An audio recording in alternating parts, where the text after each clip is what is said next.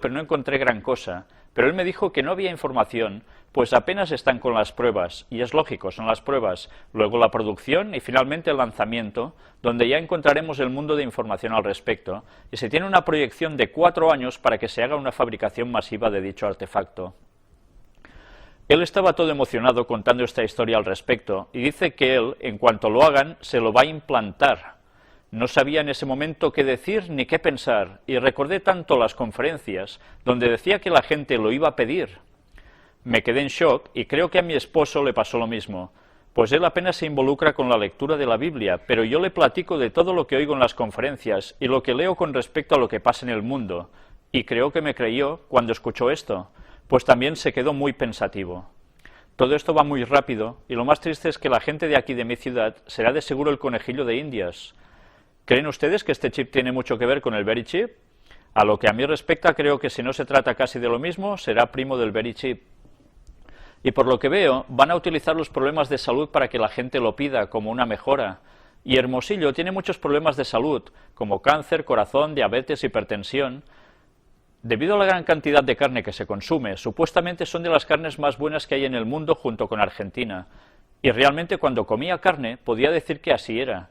Pero obvio que les inyectan muchas cosas al ganado para la producción masiva de las mismas y cumplir con los pedidos de exportación, y todos esos químicos después repercuten en nuestro cuerpo. Y aquí todo es carne. Mis amigos nos explican cómo le hago para ser vegetariana en esta ciudad, pero yo abusé de lo mismo y ahora pago mis consecuencias, pues tuve muy buen metabolismo y comí como un hombre siendo una mujer, pero ya mi cuerpo me cobró mi factura. Pero sé, por el tipo de alimentación y la imitación con USA, por la cercanía que tenemos, que vendrán problemas de salud mayores y a mucha gente en esta ciudad el cuerpo les cobrará también factura, por la cultura que hay en la alimentación. Y pues por lo tanto en la ciudad están muy de moda los triglicéridos y alto colesterol en la gente, por lo que muchos correrán por ese chip. Y también está aquí la fábrica de carne de puerco llamada Norson, por lo que pienso que todo esto es la razón por la que se eligió esta ciudad o este estado, teniendo también en cuenta que estamos a menos de 3 horas de la frontera de Arizona, Estados Unidos, buen punto de exportación del chip. Lo que sí están pasando cosas raras, es una ciudad no muy grande. Bien, este es el escrito que me ha enviado a mi correo para darme a conocer precisamente que esto está sucediendo en su país, en México, y que ahora veréis qué curiosa relación con una serie de noticias que han salido precisamente hace unos pocos días y que ahora vamos a repasar. El tatuaje que le medirá las constantes vitales. Ingenieros desarrollan una piel electrónica que puede revolucionar el diagnóstico médico. Como veis aquí en la fotografía, nos dice a pie de la foto, la piel electrónica es un sistema ultrafino similar a una calcomanía. Luego veremos un vídeo de esto. Ya veis que está adosado a la piel, lleva un chip, y aquí nos cuenta más o menos para qué sirve. Prácticamente es lo mismo que nos ha venido a decir la carta que antes hemos leído, y en esta otra noticia vemos cómo además el chip ya lleva algo más incorporado, un tatuaje. Evidentemente los tatuajes pueden ser muy distintos, pueden ser totalmente a gusto de quien lo quiera, y así todo el mundo lo llevará y será algo distinto. Bueno, ya hemos visto cómo se nos va poco a poco alimentando la mente de influencias y nos han ido imponiendo de moda el que todo el mundo vaya tatuado. Algo que antes era para gente un poco más de baja alcurnia, ahora se ha transmitido como una moda. Y llevar siempre un tatuaje distinto es significativo de que tú eres distinto. Pues bien, vamos a ver cómo precisamente con esta moda van a ir implantando también los chips para todo lo que ya sabemos. Aquí lo tenéis más cerca y aquí tenéis también parte de la explicación.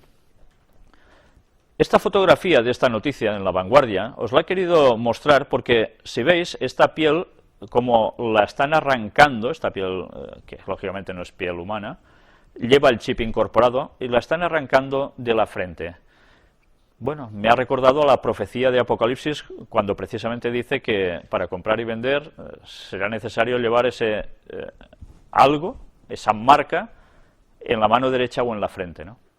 Ya sabemos que, evidentemente, la marca de la bestia es el domingo, que se va a implantar por todas partes, pero que también para comprar y vender hace falta algo, y es lo que hemos explicado ya tanto en las conferencias, ¿no? Este sistema que tienen ya previsto utilizar para que el dinero en metálico vaya desapareciendo y todas las transacciones comerciales las hagamos a través de esto, con el control que eso implica. Aquí tenéis el resto del artículo, es interesante ver cómo funciona todo. Y ahora ya vamos a mostrar en un vídeo la explicación de, bueno, no es hablado, ya lo veréis, la explicación de cómo se aplica este tatuaje con chip.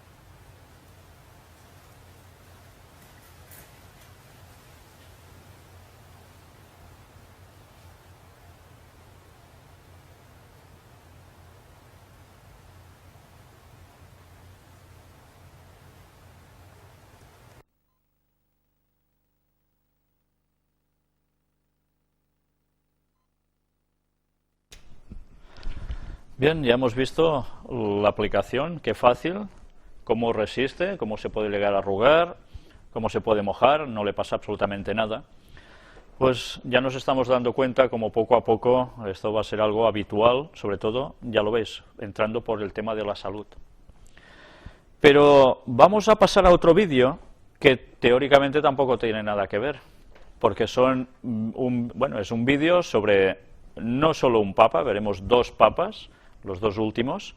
La segunda parte vais a ver que es uno que ya habíamos pasado aquí, pero para que veáis la comparativa con lo que también ha dicho el papa actual.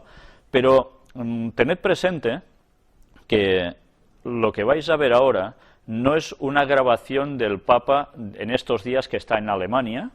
Esto lo vamos a dejar precisamente, si Dios quiere, para la próxima conferencia, cuando haya terminado esta visita. Ahora está plenamente allí. Ya os adelanto que está siendo impresionante las cosas que están aconteciendo con las frases que se están diciendo, tanto para unos como para otros. Pero sí quiero remitiros a que este vídeo que vais a ver ahora es de cuando el Papa básicamente fue elegido. O sea, que ya hace unos años de esto. Y no tiene nada que ver con el chip, ¿no? Pero ya sabemos quién está detrás de todo esto. Pero si sabemos que lo del chip va a funcionar precisamente para el nuevo orden mundial, vamos a ver quién habla precisamente de nuevo orden mundial.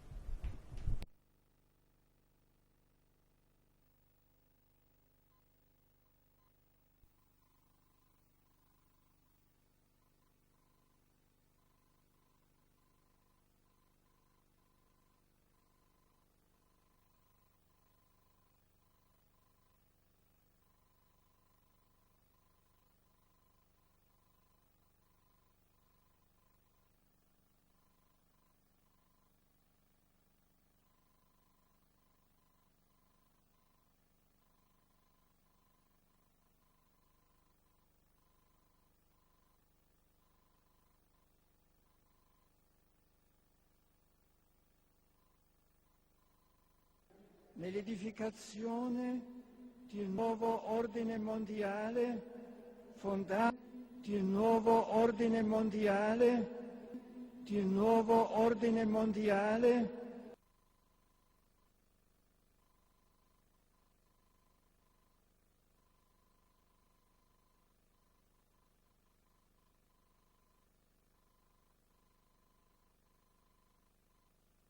uomo moderno, adulto eppure talora debole nel pensiero e nella volontà. Lasciati prenda per mano dal bambino di Betlemme, non temere, fidati di lui. La forza vivificante della sua luce ti incoraggia ad impegnarti nell'edificazione di un nuovo ordine mondiale fondato su giusti rapporti etici ed economici. Il suo amore guidi i popoli e ne rischiare la comune coscienza di essere famiglia chiamata a costruire rapporti di fiducia e di vicendevole sostegno. L'umanità unita potrà affrontare i tanti e preoccupanti problemi del momento presente, dalla minaccia terroristica alle condizioni di umiliante povertà in cui vivono milioni di esseri umani, dalla proliferazione delle armi alle pandemie e al degrado ambientale che pone a rischio il futuro del pianeta. A new world order, a civilization of love can be achieved. May God guide us and bless us as we strive to walk together hand in hand and build together a world of peace.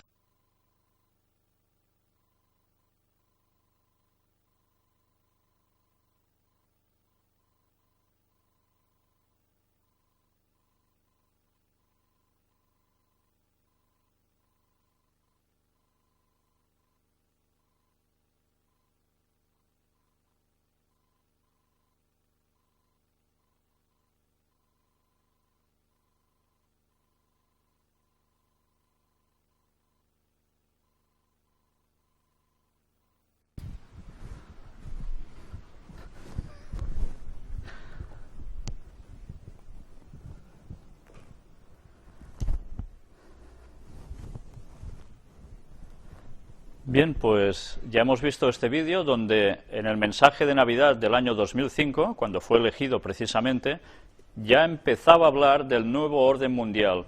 Si os habéis dado cuenta en el contexto en que él suelta este mensaje, es en un momento en el cual está describiendo la situación del mundo y no sé si nos hemos percatado, porque él habla de una ética, etcétera, etcétera. Curiosamente, en el año 2005 había crisis, la gran crisis que ahora estamos, en 2011, ¿no? Y él ya estaba hablando de un modo como que hacía falta esa ética.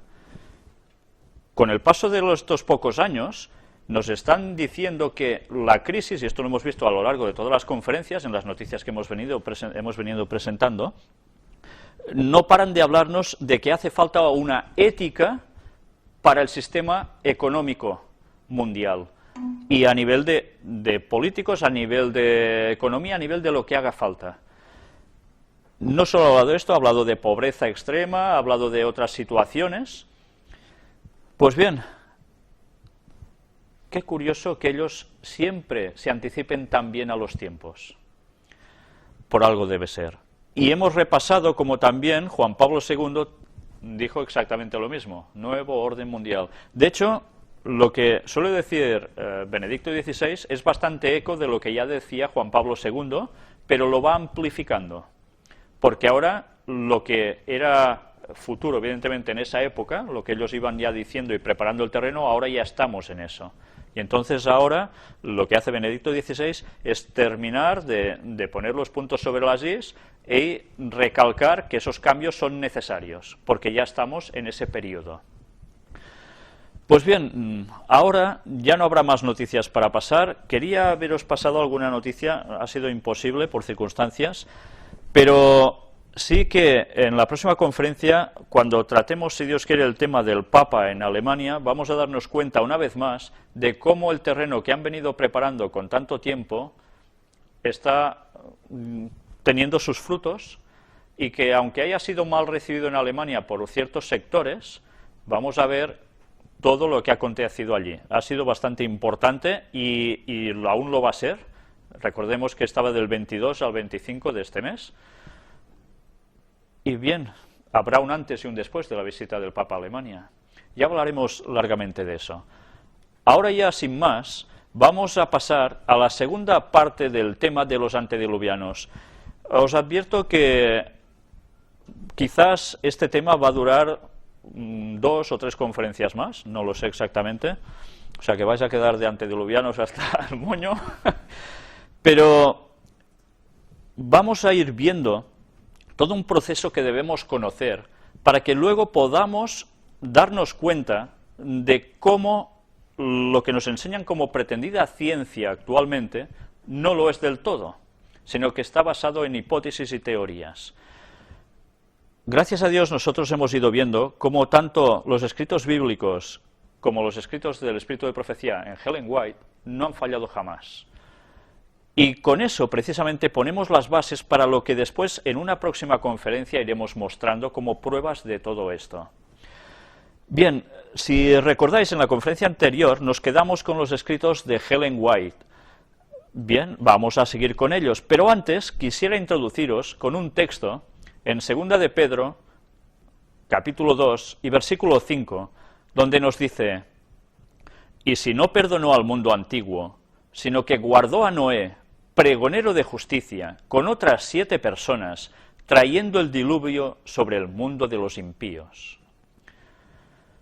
Esta es la clave de todo. Dios guardó a Noé y a 7 personas más, 8 en total. El diluvio tambaleó la tierra, la transformó a tal modo que el mundo de los impíos desapareció. Pero luego el mundo volvió a las andadas. Vamos ya a entrar en estas citas de Ellen White. Aquí tenéis una foto suya, ya sabéis, de 1827 a 1915, cuando falleció. Y vamos a seguir leyendo del libro que lo dejamos en Patriarcas y Profetas. Os advierto que hoy todo lo que resta de conferencia va a ser precisamente sobre lecturas de ella y que nos va a ir dando detalles importantes de ese mundo antediluviano. Quizás se os puede hacer tedioso porque hay mucha lectura, pero me gustaría que os concentrarais en lo que ella va escribiendo, porque tiene detalles muy importantes y que no solo nos habla, como podíamos esperar, bueno, nos hablará de los antediluvianos en general, sí, ya vamos a ver citas sobre eso, pero vamos a ver también citas sobre ciertos personajes de los que ya hablamos la semana pasada y que vamos a seguir viendo detalles que tienen mucha trascendencia. Recordad que, como luego veremos también, lo que sucedió en el pasado se va a repetir y por eso se quedó registrado, para que nosotros aprendiésemos de la lección, porque si no, vamos a terminar también muy mal. Vamos ya sin más a continuar donde lo dejamos, porque ahora vamos a hablar sobre Enoc. Las Escrituras dicen que Enoc tuvo un hijo a los 65 años. Después anduvo con Dios durante 300 años. En la primera parte de su vida, Enoc había amado y temido a Dios y guardado sus mandamientos. Pertenecía al santo linaje, a los depositarios de la verdadera fe, a los progenitores de la simiente prometida. Recordemos que cuando habla de simiente prometida se está refiriendo a esa promesa de que el mundo no quedaría bajo el mal para siempre, porque aparecería un Redentor, que sería Cristo. ¿Y de dónde procedería Cristo humanamente? ¿De qué linaje? Pues sería precisamente del linaje de Adán, que posteriormente llega hasta Noé, y posteriormente a través de uno de sus hijos, Sem, va pasando generaciones hasta que nace Jesús. Pues bien, él era de los que estaba precisamente, Enoc, con esta parte de la simiente prometida. De labios de Adán había aprendido la triste historia de la caída y las gozosas nuevas de la gracia de Dios contenidas en la promesa, y confiaba en el Redentor que vendría. Pero después del nacimiento de su primer hijo, Enoc alcanzó una experiencia más elevada, fue atraído a más íntima relación con Dios. Es curioso, ¿eh? Él estaba muy unido a Dios, pero cuando tiene su primer hijo, automáticamente su relación con Dios llega a una comprensión más extensa, y eso aún lo une más a Dios. Comprendió más cabalmente sus propias obligaciones y responsabilidades como hijo de Dios. Cuando conoció el amor de su hijo hacia él y la sencilla confianza del niño en su protección, cuando sintió la profunda y anhelante ternura de su corazón hacia su primogénito, aprendió la preciosa lección del maravilloso amor de Dios hacia el hombre, manifestado en la dádiva de su Hijo, y la confianza que los hijos de Dios podían tener en el Padre Celestial. Esta es la gran enseñanza que él sacó, la relación de un padre y un hijo, tan estrecha, y pensar que esto mismo sucedió muchos años después, en la muerte de Cristo. El infinito e inescrutable amor de Dios, manifestado mediante Cristo, se convirtió en el tema de su meditación de día y de noche, y con todo el fervor de su alma trató de manifestar este amor a la gente entre la cual vivía. Esos eran los antediluvianos. El andar de Enoc con Dios no era un arrobamiento o en visión, sino en el cumplimiento de los deberes de su vida diaria. No se aisló de la gente convirtiéndose en ermitaño, pues tenía una obra que hacer para Dios en el mundo. En el seno de la familia y en sus relaciones con los hombres, ora como esposo o padre, ora como amigo o ciudadano, fue firme y constante siervo de Dios. Su corazón estaba en armonía con la voluntad de Dios, pues ¿andarán dos juntos si no estuvieran de concierto?, dice Amós 3:3. Y este santo andar continuó durante 300 años, casi nada. Muchos cristianos serían más fervientes y devotos si supiesen que tienen solo poco tiempo que vivir, o que la venida de Cristo está por suceder. Pero en el caso de Enoc, su fe se fortalecía y su amor se hacía más ardiente a medida que pasaban los siglos. Enoc poseía una mente poderosa, bien cultivada y profundos conocimientos. Bien, a mí esto me lleva a pensar, para estar unido a Dios, Enoc estaba así. Evidentemente esto se podía hacer aplicándonoslo a nosotros ahora, viendo culebrones, seriales por televisión absurdos que enseñan todo lo malo, distrayéndonos con mil y una cosas banales. No, nuestra mente se cultiva y nosotros debemos trabajar para eso también. Dios le había honrado con revelaciones especiales. Sin embargo, por el hecho de que estaba en continua comunión con el cielo y reconocía constantemente la grandeza y perfección divinas, fue uno de los hombres más humildes. Cuanto más íntima era su unión con Dios, tanto más profundo era el sentido de su propia debilidad e imperfección. Afligido por la maldad creciente de los impíos, y temiendo que la infidelidad de esos hombres pudiese aminorar su veneración hacia Dios, Enoc eludía el asociarse continuamente con ellos, y pasaba mucho tiempo en la soledad, dedicándose a la meditación y a la oración. Así esperaba ante el Señor, buscando un conocimiento más claro de su voluntad a fin de cumplirla. Para él, la oración era el aliento del alma, vivía en la misma atmósfera del cielo. Pero ya hemos visto que no se aislaba radicalmente siempre como un ermitaño, sino que tenía estos momentos de soledad para estar en comunión con Dios y luego iba y predicaba a los demás.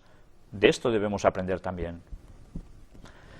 Por medio de santos ángeles, Dios reveló a Enoc su propósito de destruir al mundo mediante un diluvio y también le hizo más manifiesto el plan de la redención. Mediante el espíritu de profecía, lo llevó a través de las generaciones que vivirían después del diluvio y le mostró los grandes eventos relacionados con la segunda venida de Cristo y el fin del mundo. Y Jesús aún no había nacido. Y ya se le mostró la segunda venida. Enoc había estado preocupado acerca de los muertos. Le había parecido que los justos y los impíos se convertirían igualmente en polvo y que ese sería su fin. Un razonamiento muy extendido también ahora, ¿no? Todos nos morimos, vamos ahí mismo y ya está.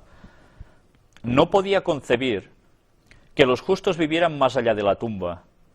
En visión profética se le instruyó concerniente a la muerte de Cristo y se le mostró su venida en gloria, acompañado de todos los santos ángeles para rescatar a su pueblo de la tumba, lo que implica una resurrección.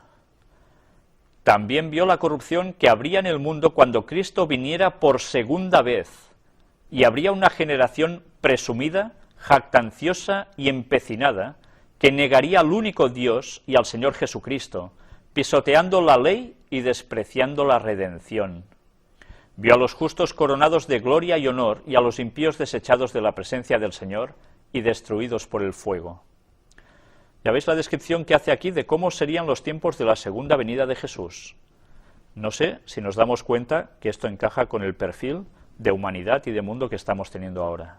El momento se está acercando. De ahí la importancia de sacar máximo provecho a lo que se nos escribe sobre Enoc.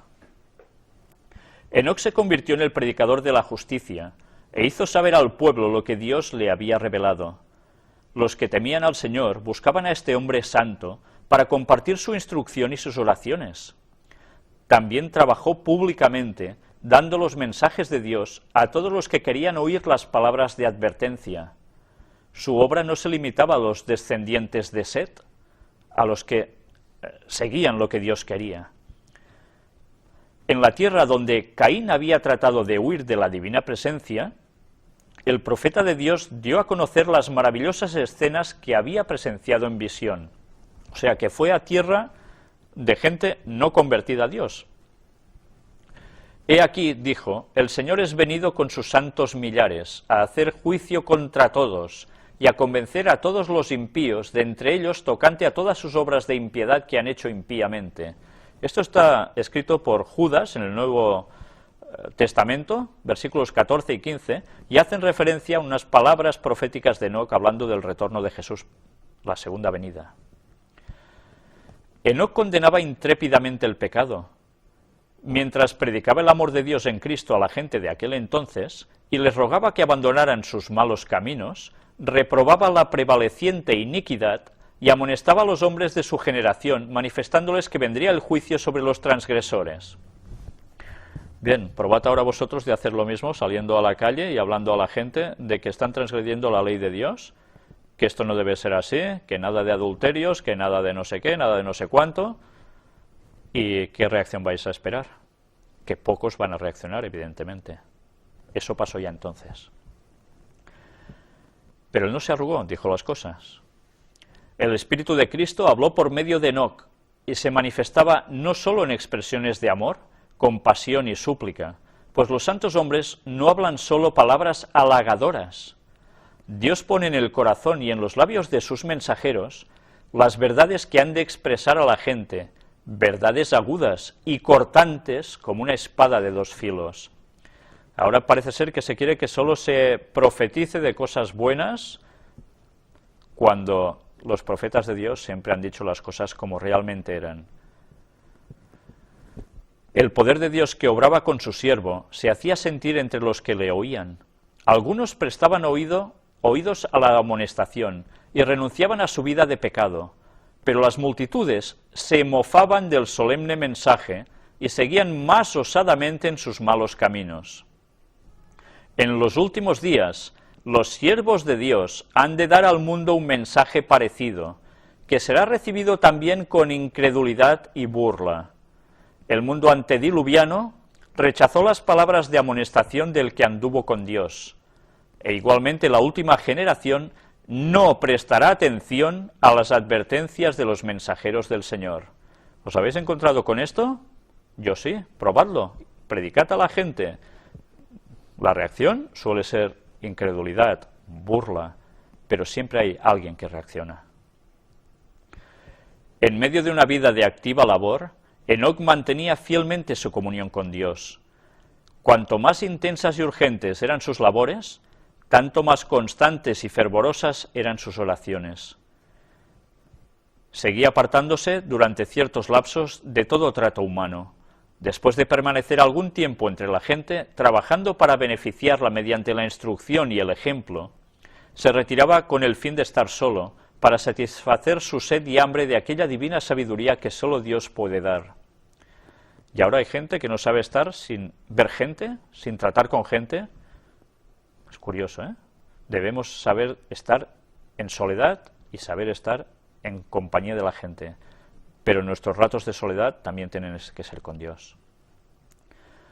Manteniéndose así en comunión con Dios, Enoc llegó a reflejar más y más la imagen divina. Tenía el rostro radiante de una santa luz, semejante a la que resplandece del rostro de Jesús.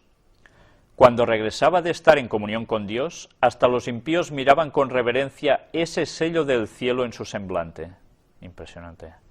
Esto me recuerda un poco cuando Moisés recogió los 10 mandamientos, ¿no?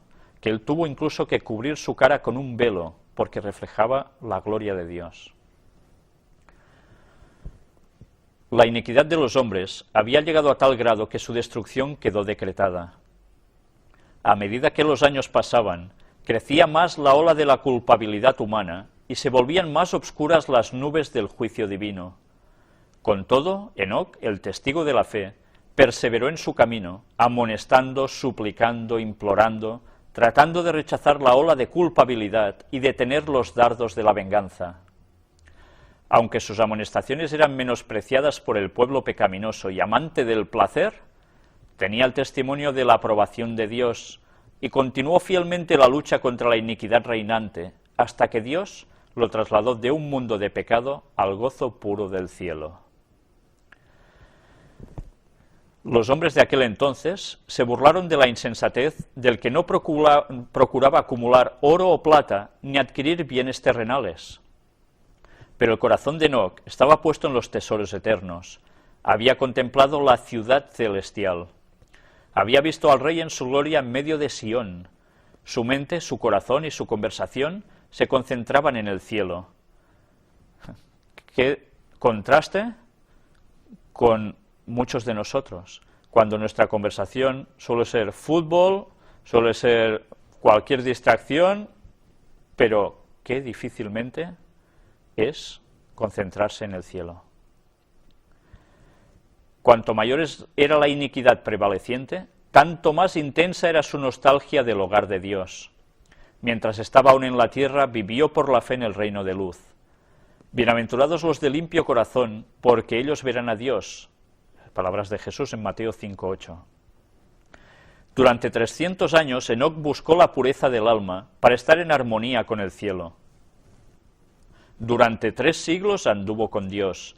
Día tras día anheló una unión más íntima. Esa comunión se hizo más y más estrecha hasta que Dios lo llevó consigo. Había llegado al umbral del mundo eterno, a un paso de la tierra de los bienaventurados.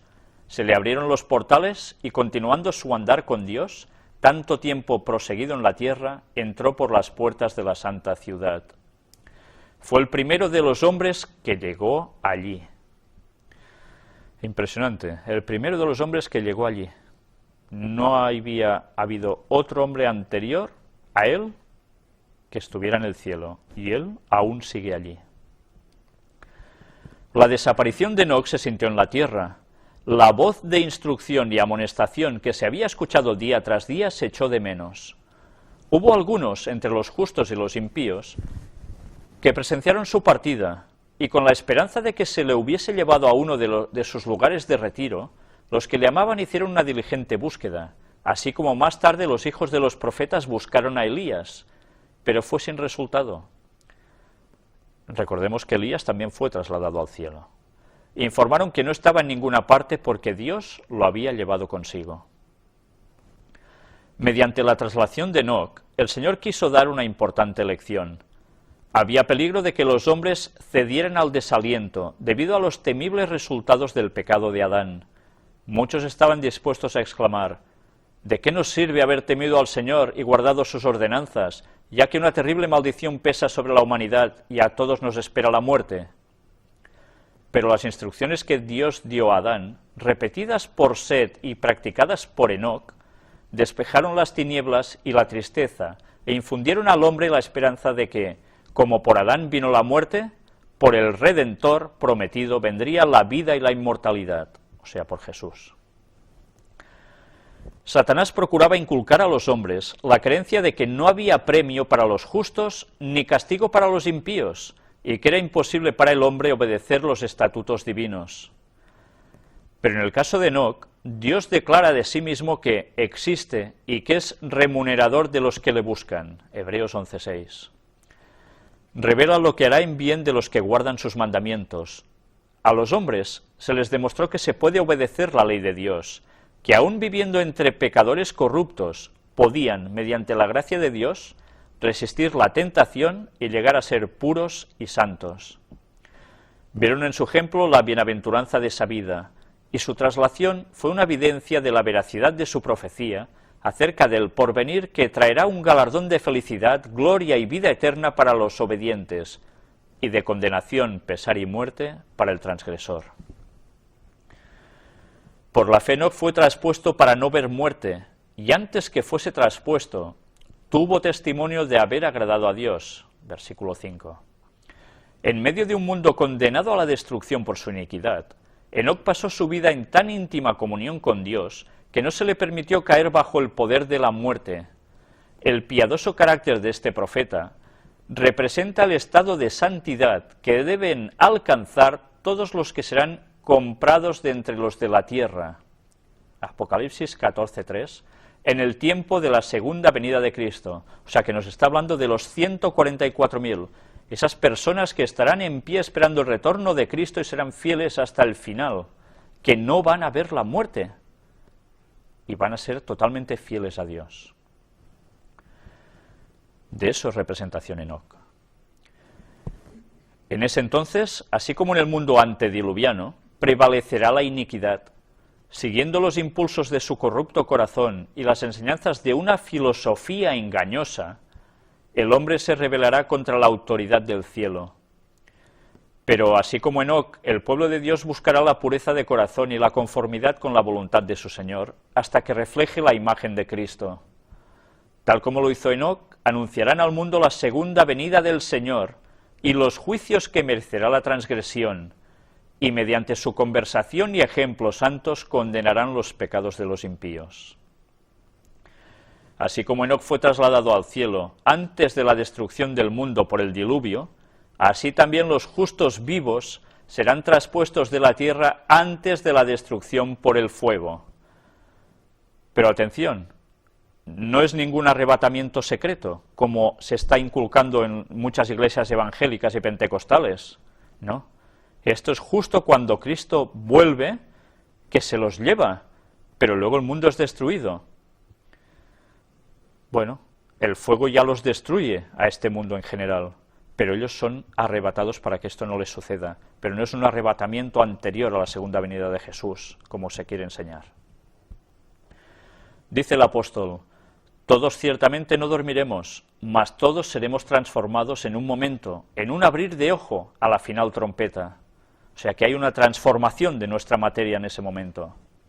Porque el mismo Señor, con aclamación, con voz de arcángel y con trompeta de Dios, descenderá del cielo. Porque será tocada la trompeta, y los muertos serán levantados sin corrupción, y nosotros seremos transformados. Los muertos en Cristo resucitarán primero, luego nosotros, los que vivimos, los que quedamos, juntamente con ellos seremos arrebatados en las nubes a recibir al Señor en el aire, y así estaremos siempre con el Señor. Por tanto, consolaos los unos a los otros en estas palabras. Textos de 1 Corintios 15, 51 y 52 y 1 Tesalonicenses 4, del 16 al 18. Démonos cuenta también como Cristo, el auténtico, cuando vuelva no pondrá sus pies en tierra. Nosotros vamos a ser arrebatados hacia arriba.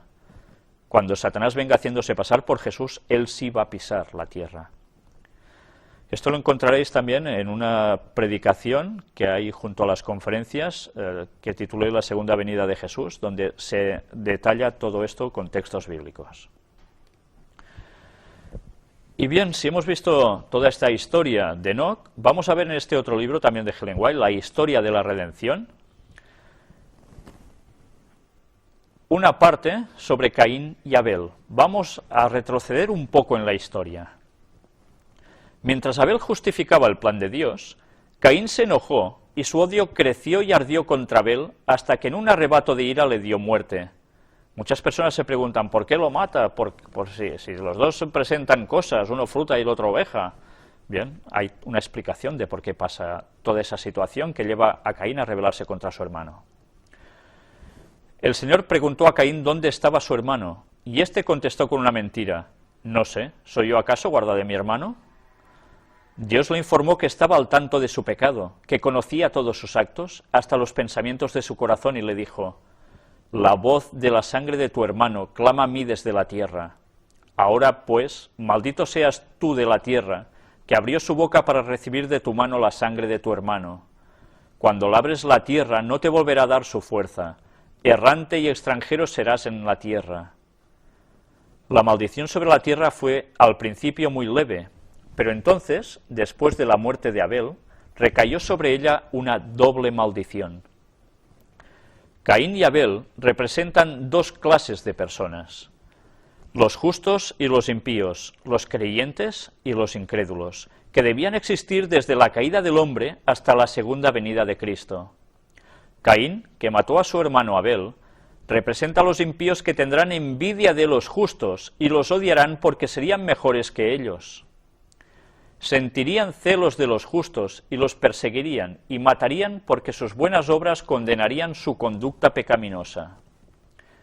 De ahí que cada vez que alguien predica se suscita oposición, porque normalmente las personas no quieren cambiar, aunque se dan cuenta de que lo que están haciendo no es correcto. Pero ¿qué es mejor para ellos o más fácil? ¿Cambiar su conducta o eliminar al que les dice algo? Pues eso es lo que ha sucedido a lo largo de la historia, y eso es lo que va a volver a suceder, pero de modo cuantioso. La vida de Adán fue una vida de tristeza, humildad y continuo arrepentimiento. Al enseñar a sus hijos y a sus nietos a temer a Jehová, con frecuencia se le reprochó amargamente su pecado, que había causado tanta miseria a su posteridad. Cuando salió del hermoso Edén, el pensamiento de que debía morir lo sacudió de horror. La muerte le pareció una terrible calamidad. Por primera vez se puso en contacto con la tremenda realidad de la muerte en la familia humana cuando su propio hijo Caín asesinó a su hermano Abel. Lleno de amargo remordimiento por causa de su propia transgresión, privado de su hijo Abel, con plena conciencia de que Caín era asesino, y reconociendo la maldición que Dios había pronunciado sobre él, el corazón de Adán se quebrantó de dolor. Con mucha amargura se reprochó su primer gran pecado. Suplicó el perdón de Dios por medio del sacrificio prometido, el de Cristo en la cruz. Sentía profundamente la ira de Dios por el crimen perpetrado en el paraíso. Fue testigo de la corrupción general que finalmente obligó a Dios a destruir a los habitantes de la tierra por medio de un diluvio. La sentencia de muerte que había pronunciado sobre él su Hacedor, que al principio le había parecido terrible, después de haber vivido algunos siglos le pareció justa y misericordiosa de parte de Dios, pues ponía fin a una vida miserable. Y ahora nos va a relatar cómo la naturaleza, a raíz del pecado, también cambia. Cuando Adán vio las primeras señales de decadencia en la naturaleza, cuando cayeron las hojas y se marchitaron las flores, se lamentó mucho más de lo que los hombres en la actualidad se lamentan por causa de sus muertos. Todo era perfecto, eso no sucedía, y él vio cómo esto empezaba a producirse. Las flores marchitas no eran la mayor causa de su pena, por ser más tiernas y delicadas, sino los altos, nobles y robustos árboles que perdían sus hojas y se deterioraban. Era para él un preanuncio de la destrucción general de la hermosa naturaleza que Dios había creado para que beneficiara especialmente al hombre. A sus hijos y a los hijos de ellos, hasta la 9ª generación, les describió las perfecciones de su hogar en el Edén, y también su caída y sus terribles resultados, y la carga de pesar que les sobrevino como consecuencia de la escisión que se produjo en su familia y que desembocó en la muerte de Abel. Les mencionó los sufrimientos que Dios había permitido que cayeran sobre él para enseñarle la necesidad de adherirse estrictamente a su ley. Les declaró que el pecado sería castigado en cualquiera de sus manifestaciones. Les suplicó que obedecieran a Dios, quien sería misericordioso con ellos si lo amaban y lo temían. Pero claro, eso implicaba el guardar los mandamientos. Yo me pregunto, ¿cómo aún ahora hay religiosos que se dicen cristianos que aún niegan que la ley deba cumplirse? Porque hemos sido salvados por gracia, la ley ya no pinta nada. ¿Qué forma de tergiversar la palabra de Dios? Los ángeles se comunicaron con Adán después de su caída y le informaron acerca del plan de salvación y de que la raza humana no estaba fuera del alcance de la redención. A pesar de la terrible separación que se había producido entre Dios y el hombre, se había hecho provisión en la ofrenda de su amado Hijo, por medio de quien éste podía ser salvo. Pero su única esperanza era vivir una existencia de humilde arrepentimiento y fe en la provisión hecha. Todos los que aceptaran a Cristo como su único Salvador gozarían de nuevo del favor de Dios por medio de los méritos de su Hijo. Bien, toda esta parte es interesante ver el proceso de cómo todo era perfecto, con la entrada del pecado todo degenera, desde el asesinato entre seres humanos hasta cómo la naturaleza iba perdiendo de lo que fue dotada, sus cualidades, y el dolor terrible pesar que recayó sobre Adán al ver que por su transgresión todo había acontecido así. Él quiso intentar remediar dentro de lo posible el mal que había causado. 9 generaciones pregonando a la gente, ayudando para que se diesen cuenta de que hay que seguir a Dios y guardar su ley. Los resultados fueron relativos. Y ahora vamos a entrar un poco más con Set y Enoc. Set era un personaje respetable y debía ocupar el lugar de Abel en lo que se refiere a la rectitud. Pero era tan hijo de Adán como el pecador Caín, y no había heredado de la naturaleza de éste más bondad natural de la que aquél había recibido. Nació en pecado, pero por la gracia de Dios, y al aceptar las fieles instrucciones de la gracia de Dios, y al aceptar las fieles instrucciones de su padre Adán, honró a Dios, pues hizo su voluntad. Se apartó de los descendientes corruptos de Caín, y trabajó, como lo habría hecho Abel si hubiera vivido, para inducir a los pecadores a reverenciar y obedecer al Señor. Vemos aquí una vez más la separación entre Set, sus descendientes, y Caín y los suyos, y los demás que también siguieron la transgresión. Enoc era santo, Sirvió a Dios con corazón indiviso. Se dio cuenta de la corrupción de la familia humana y se apartó de los descendientes de Caín, a quienes reprendió por su gran maldad. Había en la tierra quienes reconocían al Señor, lo temían y lo adoraban. Pero el justo Enoc se sentía tan perturbado por la creciente maldad de los impíos que no se relacionaba con ellos cada día por temor de verse afectado por su infidelidad y que sus pensamientos no siempre se dirigieran a Dios con la santa reverencia que merecía su carácter excelso. Bueno, esto todos lo sabemos, ¿no? Cuando estamos en contacto con gente que no sigue a Dios y que además algunos tienen una marcada tendencia muy contraria, sus influencias nos afectan y nos perturban. Pues bien, eso ya sucedía entonces y hacían falta esos momentos de retiro para poder tener esa comunión con Dios, para llenarse esas pilas, ¿no?, de espiritualidad que él necesitaba. Su alma se afligía, pues todos los días veía cómo pisoteaban la autoridad divina. Decidió apartarse de ellos y pasar la mayor parte del tiempo en soledad, que dedicaba a la meditación y la oración. Permanecía ante el Señor y oraba para saber su voluntad más perfectamente, de manera que la pudiera cumplir. Dios se comunicaba con Enoc por medio de sus ángeles y le daba sus divinas instrucciones. Le hizo saber que no siempre contendería el hombre en su rebelión, que su propósito era destruir la raza pecadora mediante las aguas de un diluvio que caería sobre la tierra. Ya veis la importancia de la oración. Ahora no teníamos tiempo para nada, y si tenemos tiempo para algo, es para perderlo, para malinvertirlo, en lo que se conoce como el ocio, cuando el cristiano debería tener más contacto con Dios en oración. Es la única forma de llegar a no pecar y de poder transmitir las palabras de Dios con mucha más fuerza a la demás gente para que más reaccionen.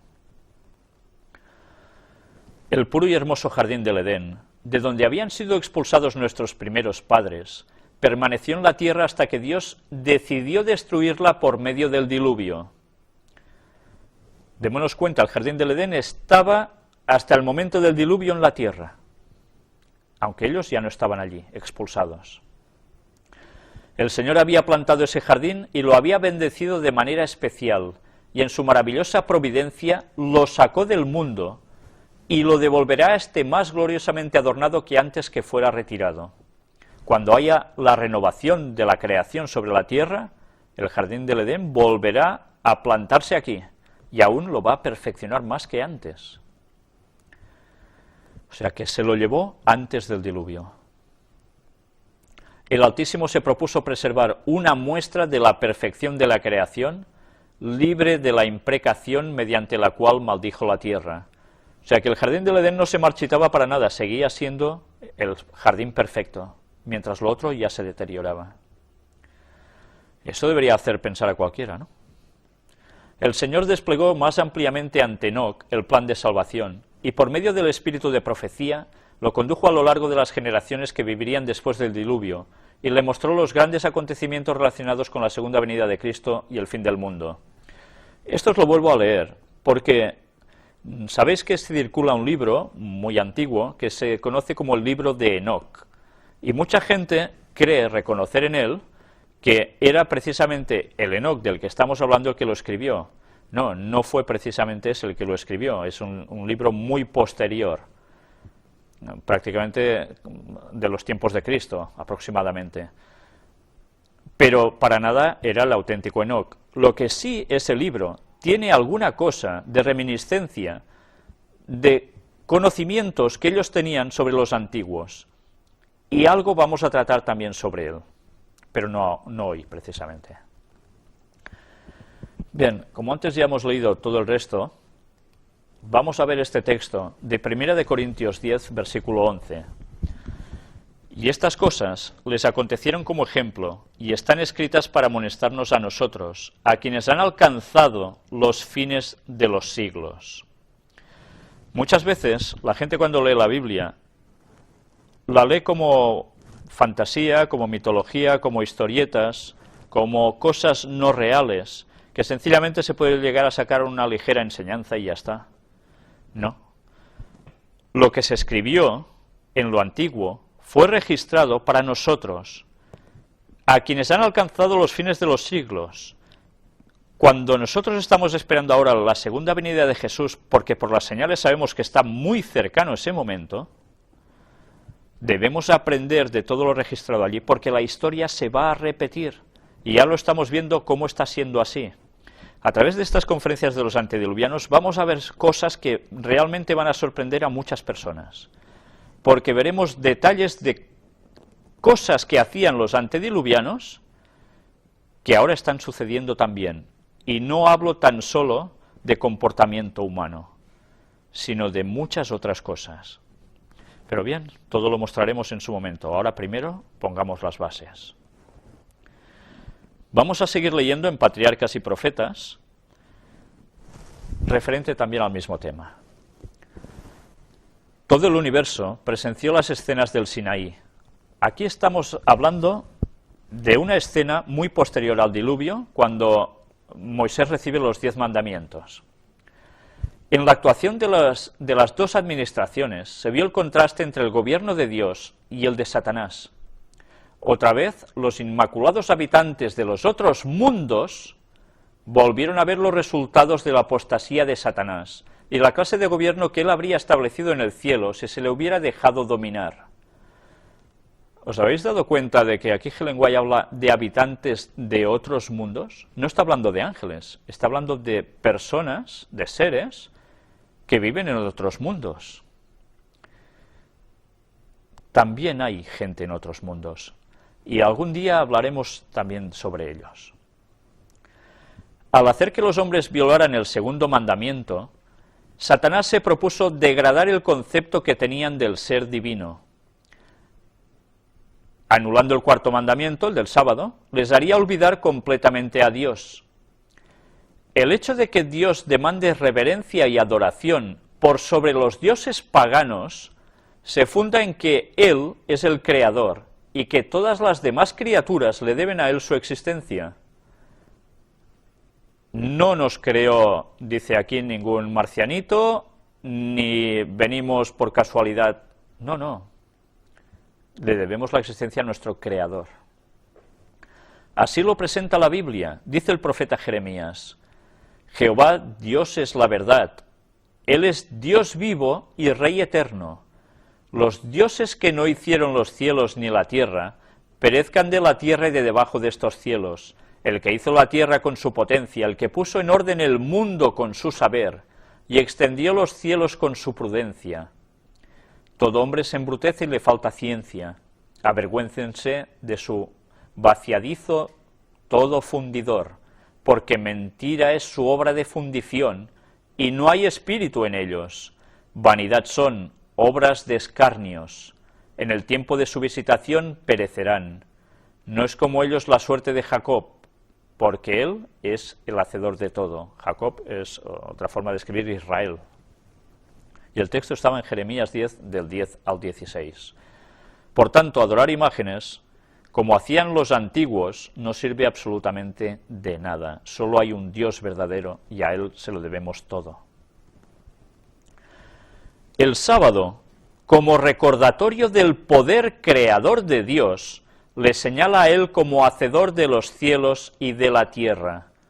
Por lo tanto, es un testimonio perpetuo de su existencia y un recuerdo de su grandeza, su sabiduría y su amor. Si el sábado se hubiera santificado siempre, jamás habría podido haber ateos ni idólatras. Es evidente, siempre se hubiese recordado el sábado como el día de descanso de una semana creadora de Dios. Si eso se hubiese sido cumpleaños en plan semanal, todo el mundo recordaría ese acontecimiento como algo cierto, no un mito nada más. La institución del sábado, que tiene su origen en el Edén, no cuando se le dan los mandamientos a Moisés, como algunos creen, es tan antigua como el mundo mismo. Ese día fue observado por todos los patriarcas, desde la creación en adelante. Esos eran los del linaje, de la simiente, del que finalmente saldría el Salvador del mundo. Durante su servidumbre en Egipto, los israelitas fueron obligados por sus amos a violar el sábado y perdieron en gran parte el conocimiento de su santidad. cuando se proclamó la ley en el Sinaí, las primeras palabras del cuarto mandamiento fueron: acuérdate de santificar el día del sábado, lo cual demuestra que el sábado no se instituyó entonces, se señala su origen haciéndolo remontar a la creación. Para borrar a Dios de la mente de los hombres, Satanás se propuso derribar este gran monumento recordativo. Si pudiera inducir a los hombres a olvidar a su Creador, ya no harían esfuerzos para resistir al poder del mal, y Satanás estaría seguro de su presa. Pues bien, lo han conseguido muy bien, ¿eh? Con el domingo, con la teoría de la evolución, con teorías 1001, todo apunta a lo mismo: olvidar al Creador. Si matamos el sábado, matamos nuestra comunión con Dios. Y esto, lógicamente, ¿quién lo hizo? Los antediluvianos ya funcionaban así. Solo una parte de ellos seguía guardando el sábado, los otros se pusieron a transgredir. Una vez más, la historia se repite. La enemistad de Satanás contra la ley de Dios lo ha incitado a guerrear contra cada precepto del Decálogo. Con el gran principio del amor y la lealtad hacia Dios, el Padre de todos, se relaciona estrechamente el principio del amor y la obediencia a los padres. El despreciar la autoridad de los padres lleva pronto a despreciar la autoridad de Dios. Y así va el mundo. Así se explican los esfuerzos de Satanás por menoscabar la autoridad del quinto mandamiento: el honra a tu padre y a tu madre. Entre los paganos se prestaba poca atención al principio ordenado en este precepto. En muchas naciones se solía abandonar a los padres o darles muerte cuando la vejez los incapacitaba para cuidarse a sí mismos. En la familia se trataba a la madre con poco respeto, y después de la muerte de su esposo se le exigía que se sometiera a la autoridad del hijo mayor. Moisés insistió en la obediencia filial, pero cuando los israelitas se apartaron de Dios, menospreciaron el quinto mandamiento junto con los otros. La historia siempre se repite, y esto evidentemente sucedió en los tiempos de Israel y debió haber sucedido en los tiempos antediluvianos, porque la maldad se acrecienta cuando se desautoriza a los padres. Y ahora por eso entendemos el por qué tantas leyes están saliendo de que cuidado cómo se educa a los niños, porque puedes llegar a ser sancionado. Y no porque maltrates a los niños, sino sencillamente por hacer o decir ciertas cosas de educación. Perdón, vamos a leer aquí. Satanás, homicida ha sido desde el principio, Juan 8:44, y en cuanto tuvo poder sobre los seres humanos, no solo los incitó a odiarse y matarse mutuamente, sino también a desafiar atrevidamente la autoridad de Dios, hasta el punto de violar el sexto mandamiento como parte de su religión. Merced a los conceptos pervertidos de lo que son los atributos divinos, los paganos fueron inducidos a creer que los sacrificios humanos eran necesarios para obtener el favor de sus dioses, y las crueldades más horribles se han perpetrado bajo diferentes formas de idolatría.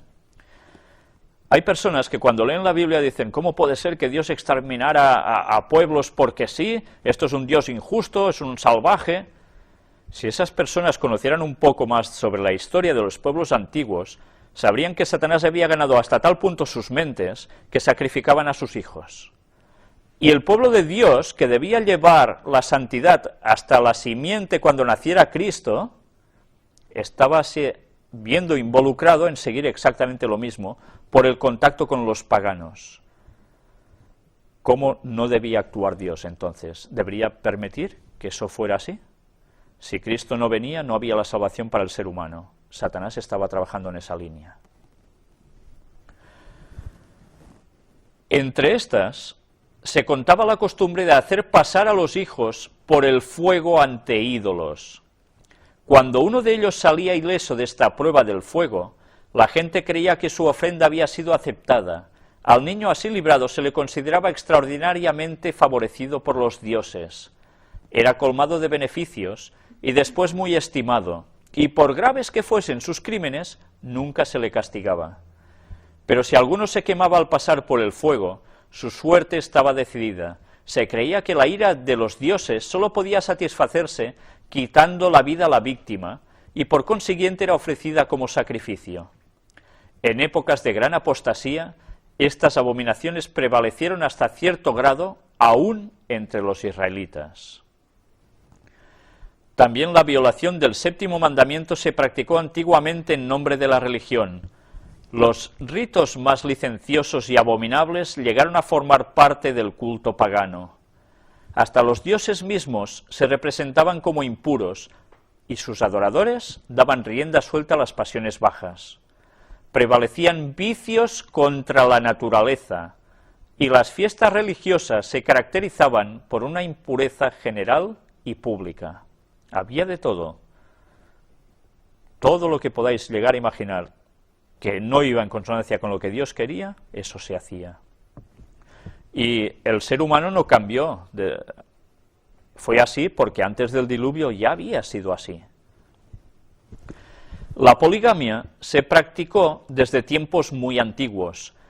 Fue uno de los pecados que trajo la ira de Dios sobre el mundo antediluviano, y sin embargo, después del diluvio esa práctica volvió a extenderse. ¿Os dais cuenta? Ya se llevaba el hacer el mal, antes y después del diluvio.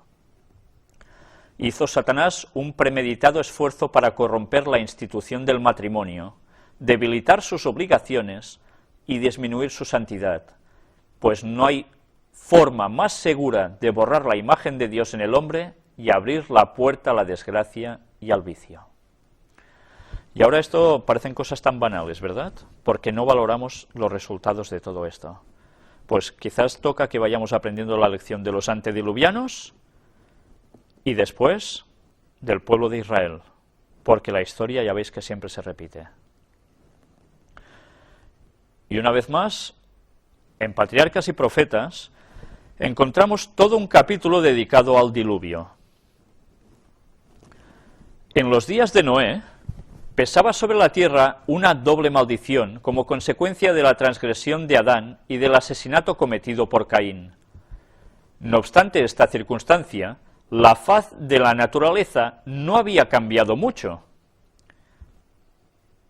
Esto quiere decir que ahora es muy distinta como era antes, incluso a los inicios del pecado. Había señales evidentes de decadencia, pero la tierra todavía era bella y rica con los regalos de la providencia de Dios. Las colinas estaban coronadas de majestuosos árboles que sostenían los sarmientos cargados del fruto de la vid. Ya veis que aquí nos está haciendo una descripción gráfica de cómo era el mundo. Las vastas planicies que semejaban jardines estaban vestidas de suave verdor y endulzadas con la fragancia de miles de flores. Los frutos de la tierra eran de una gran variedad y de una abundancia casi ilimitada. Los árboles superaban en tamaño, belleza y perfecta simetría a los más hermosos del presente. La madera era de magnífica fibra y de dura substancia, muy parecida a la piedra, y apenas un poco menos durable que ésta. Además, abundaban el oro, la plata y las piedras preciosas. Si recordáis cuando estuvimos hablando de los descubrimientos del arqueólogo Ron Wyatt,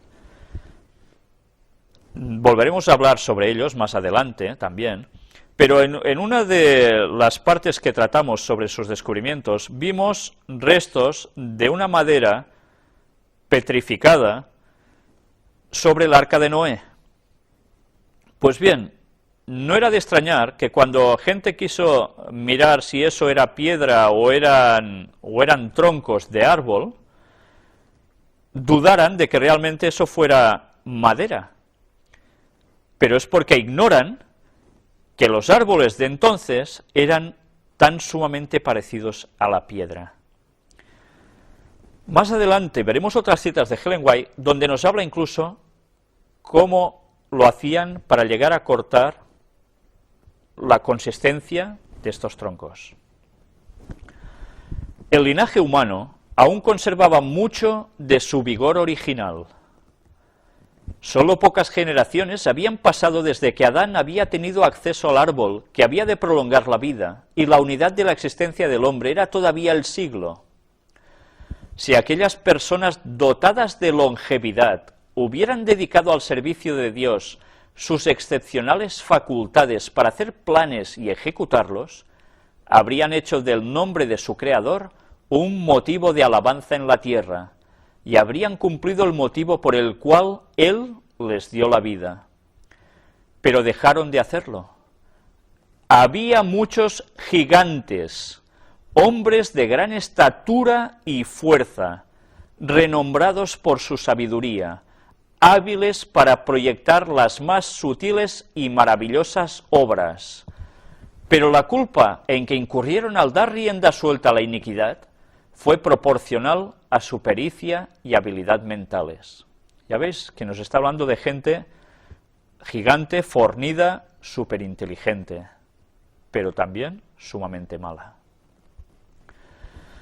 Dios otorgó ricos y variados dones a estos antediluvianos, pero los usaron para glorificarse a sí mismos, y los trocaron en maldición, poniendo sus afectos en ellos, más bien que en aquel que se los había dado. A mí esto me recuerda cuando oigo, es que todos somos dioses en el interior, todos somos un dios. Y, ¿sí? Bueno, pues más o menos por ahí van los antediluvianos. Emplearon el oro y la plata, las piedras preciosas y las maderas selectas en la construcción de mansiones para sí, y trataron de superarse unos a otros en el embellecimiento de sus moradas con las más hábiles obras del ingenio humano. Un poco lo que se está haciendo ahora con los grandes edificios que se proyectan en ciudades de la nada y que cada uno intenta superarse al otro, y que ya vimos una vez en una declaración en las conferencias donde entre ellos compiten para ver quién hace el edificio más impresionante, ¿no? Una vez más, calca de los antediluvianos, pero claro, en versión cutre, en versión mala, porque jamás se va a llegar a lo que ellos hicieron. Solo procuraban satisfacer los deseos de sus orgullosos corazones y se aturdían en escenas de placer y perversidad. No deseando conservar a Dios en su memoria, no tardaron en negar su existencia. Adoraban a la naturaleza en lugar de rendir culto al Dios de la naturaleza. Esto me suena. Glorificaban al ingenio humano, adoraban las obras de sus propias manos y enseñaban a sus hijos a postrarse ante imágenes esculpidas. Eso también me suena. La madre Gaia, ¿eh? Y las esculturas para venerar, bien, lo mismo que antes. Construyeron altares a sus ídolos en los verdes campos y bajo la sombra de hermosos árboles. Bosques extensos que conservaban su follaje siempre verde eran dedicados al culto de dioses falsos. A estos bosques estaban unidos bellos jardines, con largas y sinuosas avenidas adornadas de árboles cargados de frutos y de toda clase de estatuas, todo lo cual estaba provisto de cuanto podía agradar a los sentidos y fomentar los voluptuosos deseos del pueblo, y así inducirlo a participar del culto idólatra. Los hombres eliminaron a Dios de su mente y adoraron las creaciones de su propia imaginación, y como consecuencia se degradaron más y más. El salmista describe el efecto producido por la adoración de ídolos sobre quienes la practican. El Salmo 115:8 nos dice: como ellos son los que los hacen, cualquiera que en ellos confía. Y eso es claro, nosotros si adoramos ciertas cosas nos queremos asemejar a ese nivel, y a ese nivel más o menos llegamos. Si nuestra atención no está dirigida a Dios en su adoración, evidentemente estará cosas que son creación, no creador, por tanto nuestro nivel va a quedar bajo. Es una ley del espíritu humano que nos hacemos semejantes a lo que contemplamos. Bien, aquí ahora lo explica ella. El hombre no se elevará más allá de sus conceptos acerca de la verdad, la pureza y la santidad. Si el espíritu no sube nunca más arriba que el nivel humano, si no se eleva mediante la fe para comprender la sabiduría y el amor infinitos, el hombre irá hundiéndose cada vez más. Los adoradores de falsos dioses revestían a sus deidades de cualidades y pasiones humanas, y rebajaban así sus normas de carácter a la semejanza de la humanidad pecaminosa. Como resultado lógico, se corrompieron. Y vio Jehová que la malicia de los hombres era mucha en la tierra, y que todo designio de los pensamientos del corazón de ellos era de continuo solamente el mal. Y corrompióse la tierra delante de Dios, y estaba la tierra llena de violencia. Génesis 6, 5 y 11. Dios había dado a los hombres sus mandamientos como norma de vida, pero su ley fue quebrantada, y como resultado cometieron todos los pecados concebibles. La impiedad de los hombres fue manifiesta y osada, la justicia fue pisoteada en el polvo, y las lamentaciones de los oprimidos ascendieron hasta el cielo.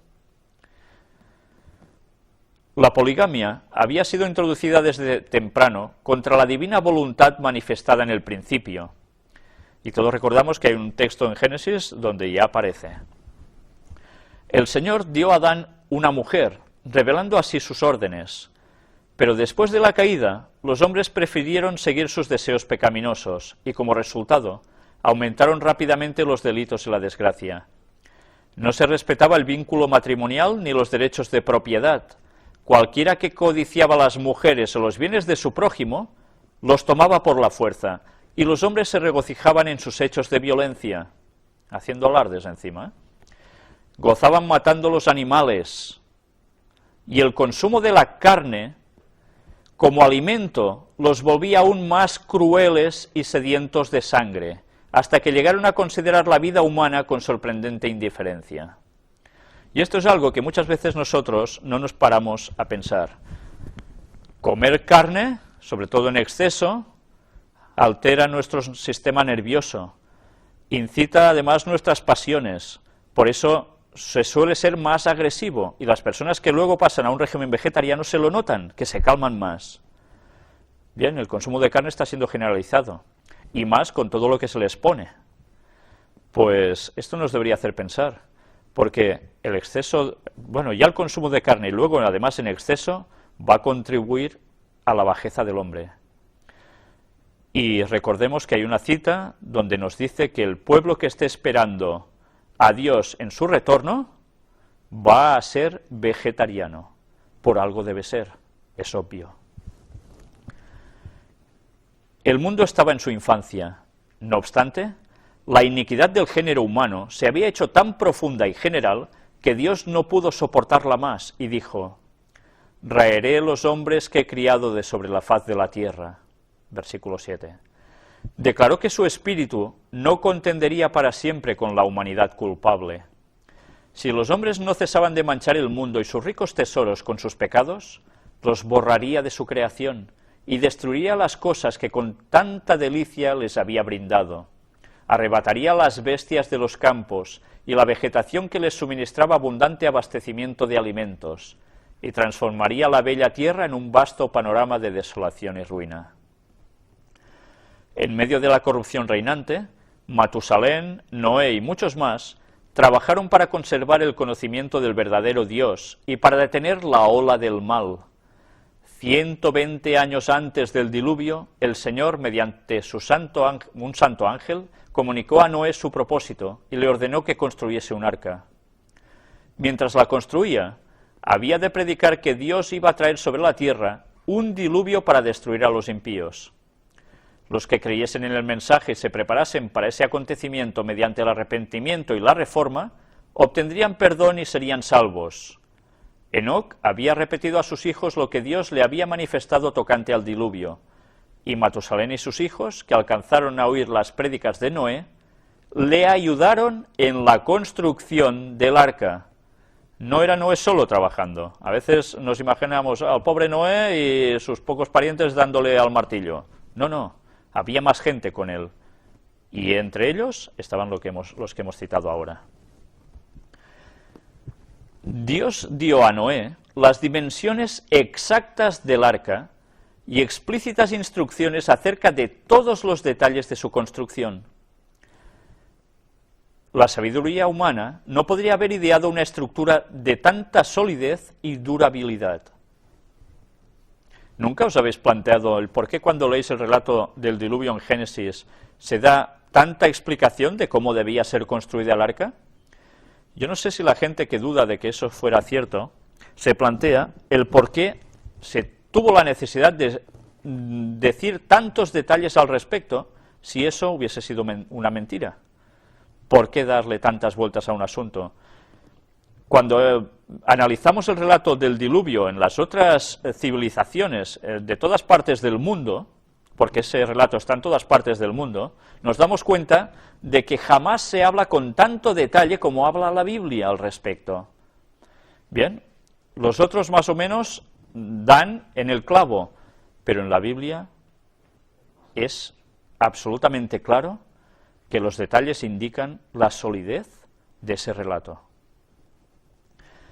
Dios fue el diseñador y Noé el maestro constructor. Se construyó como el casco de un barco para que pudiese flotar en el agua, pero en ciertos aspectos se parecía más a una casa. Tenía 3 pisos, con solo una puerta en un costado. La luz entraba por la parte superior, y las distintas secciones estaban arregladas de tal manera que todas recibían luz.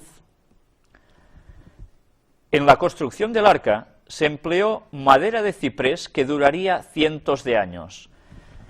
Más adelante, ahora que hemos hablado de la luz, vamos a ver cómo había algo más que luz natural dentro del arca. Pero eso ya lo veremos en su momento. De momento aquí lo que vemos es que de luz exterior se recogía y también se distribuía por las estancias. En la construcción del arca se empleó madera de ciprés que duraría cientos de años. La construcción de esta estructura fue un proceso lento y trabajoso. A pesar de la gran fuerza que poseían los hombres de aquel entonces, debido al gran tamaño de los árboles y la naturaleza de la madera, se necesitaba mucho más tiempo que ahora para prepararla. Se hizo todo lo humanamente posible para que la obra resultase perfecta. Sin embargo, el arca de por sí no hubiera podido soportar la tempestad que había de venir sobre la tierra. Solo Dios podía guardar a sus siervos de las aguas borrascosas. La mano de Dios debía estar con ellos. Por la fe, Noé, habiendo recibido respuesta de cosas que aún no se veían, con temor aparejó el arca en que su casa se salvase, por la cual fe condenó al mundo y fue hecho heredero de la justicia que es por la fe. Hebreos 11:7. Paralelismo con nosotros. Se nos da órdenes de qué debemos hacer, dónde debemos vivir, qué debemos decir, cómo debemos prepararnos. Él para el diluvio, nosotros para el fuego consumidor de Dios. Mientras Noé daba al mundo su mensaje de amonestación, sus obras demostraban su sinceridad. Así se perfeccionó y manifestó su fe. Dio al mundo el ejemplo de creer exactamente lo que Dios dice. Todo lo que poseía lo invirtió en el arca. Cuando empezó a construir aquel inmenso barco en tierra seca, multitudes vinieron de todos los rumbos a ver aquella extraña escena y a oír las palabras serias y fervientes de aquel singular predicador. Cada martillazo dado en la construcción del arca era un testimonio para la gente. Cada cloc para ellos debía ser, ostras, este hombre cree en lo que está diciendo. ¿Será verdad lo que dice? Y luego debían analizar ellos.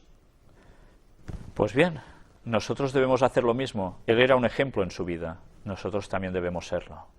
Y si hay algo que debemos cambiar, hagámoslo ya. Al principio, pareció que muchos recibirían la advertencia. Sin embargo, no se volvieron a Dios con verdadero arrepentimiento.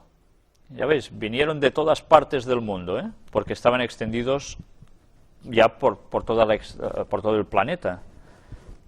Bien, fueron allí y ¿qué consiguieron con eso?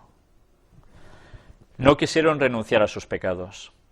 Durante el tiempo que precedió al diluvio, su fe fue probada, pero ellos no resistieron esa prueba. Vencidos por la incredulidad reinante, se unieron a sus antiguos camaradas para rechazar el solemne mensaje. Si había algunos que tenían dudas y bueno, vamos a oír y tal, luego ya se encargaron los otros de quitarles esa semilla del Evangelio. Algunos estaban profundamente convencidos y hubieran atendido la amonestación, pero eran tantos los que se mofaban y los ridiculizaban que terminaron por participar del mismo espíritu, resistieron a las invitaciones de la misericordia y pronto se hallaron entre los más atrevidos e insolentes burladores. Pues nadie es tan desenfrenado, ni se hunde tanto en el pecado como los que una vez conocieron la luz, pero resistieron al espíritu que convence de pecado. No sé si vosotros habéis pasado por esta experiencia. Predicar, personas oír, algunos de ellos darse cuenta de que todo es verdad, pero al estar en contacto con los demás, vuelven a caer en lo que los otros quieren, la mofa, el ridículo, y se añaden a ellos. Y luego estos se vuelven los más encarnizados opositores. Pues la historia siempre es igual. El ser humano no ha cambiado después de 6.000 años de historia. Por eso debemos aprender. No todos los hombres de aquella generación eran idólatras en el sentido estricto de la palabra. Muchos profesaban ser adoradores de Dios. Alegaban que sus ídolos eran imágenes de la deidad y que por su medio el pueblo podía formarse una concepción más clara del ser divino. ¿No recuerda esto al catolicismo, acaso? Haciendo imágenes de Jesús, etcétera, etcétera. Esta clase sobresalía en el menosprecio del mensaje de Noé. Al tratar de representar a Dios mediante objetos materiales, cegaron sus mentes en lo que respectaba a la majestad y al poder del Creador. Dejaron de comprender la santidad de su carácter y la naturaleza sagrada e inmutable de sus requerimientos. A medida que el pecado se generalizaba, les parecía cada vez menos grave y terminaron por declarar que la ley divina ya no estaba en vigor, que era contrario al carácter de Dios castigar la transgresión, y negaron que sus juicios se harían sentir en la tierra. No pasará nada, lo típico. Siempre la vida va siguiendo, historias. ¿Y Dios cómo va a castigar? Dios, si es tan bueno y si existe, ¿cómo va a...? Bueno, si los hombres de aquella generación hubieran obedecido la ley divina, habrían reconocido la voz de Dios en la amonestación de su siervo. Pero al rechazar la luz, sus mentes se habían vuelto tan ciegas que creyeron de veras que el mensaje de Noé era un engaño.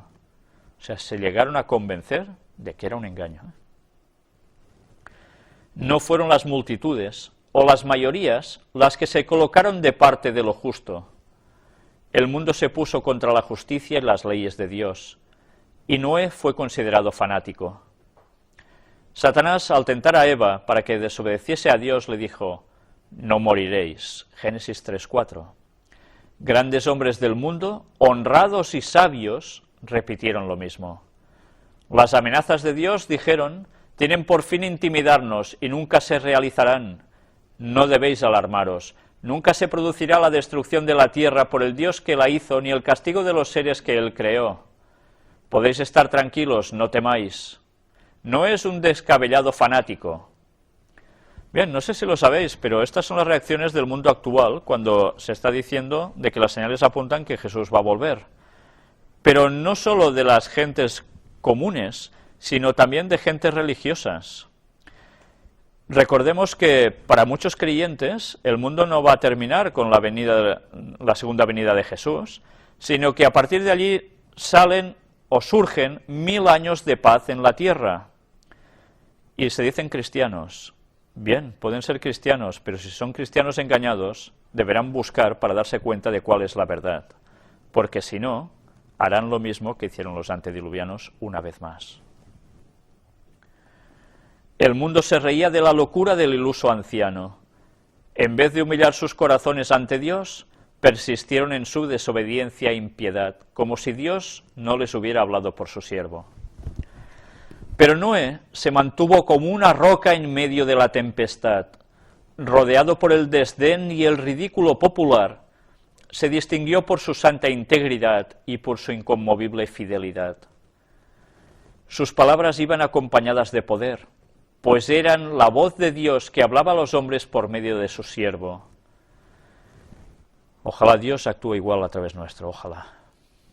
Su relación con Dios le comunicaba la fuerza del poder infinito, mientras que durante 120 años su voz solemne anunció a oídos de aquella generación acontecimientos que, en cuanto podía juzgar la sabiduría humana, estaban fuera de toda posibilidad. Y ahora nos dicen lo mismo. ¿Cómo va a venir Jesús? Pues bien, todo va a volver a acontecer.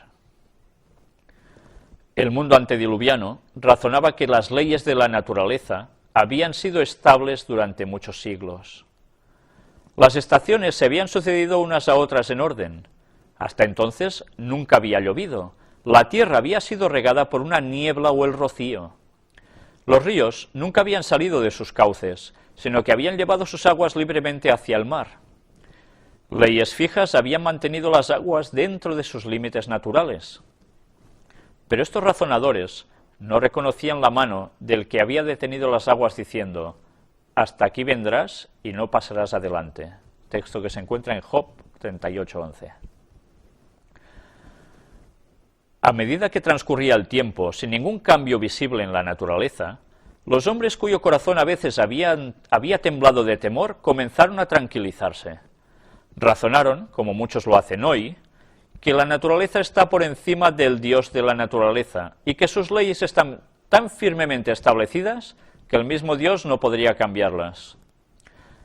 Alegando que si el mensaje de Noé fuese correcto, la naturaleza tendría que cambiar su curso, hicieron que ese mensaje apareciera ante el mundo como un error, como un gran engaño. Demostraron su desdén por la amonestación de Dios, haciendo exactamente las mismas cosas que habían hecho antes de recibir la advertencia. Es curioso, ahora cuando he leído lo de que decían un gran engaño, hay personas que a veces me escriben cuando ven alguna de las conferencias y dicen: esto sí que es un gran engaño lo que cuentas aquí, ¿no? Pues bien, no es de ahora, ya veis que antes se hacía lo mismo. Continuaron sus fiestas y glotonerías. Siguieron comiendo y bebiendo, plantando y edificando, haciendo planes con referencia a beneficios que esperaban obtener en el futuro, y se hundieron más profundamente en la impiedad y el obstinado menosprecio de los requerimientos de Dios, para mostrar que no temían al Ser infinito. Afirmaban que si fuese cierto lo que Noé había dicho, los hombres de fama, los sabios, los prudentes y los grandes lo habrían comprendido. Ahora nos dicen: si fuera cierto lo que decís, lo estarían diciendo por la tele, en las noticias, lo estarían diciendo gente en documentales. ¿Sí?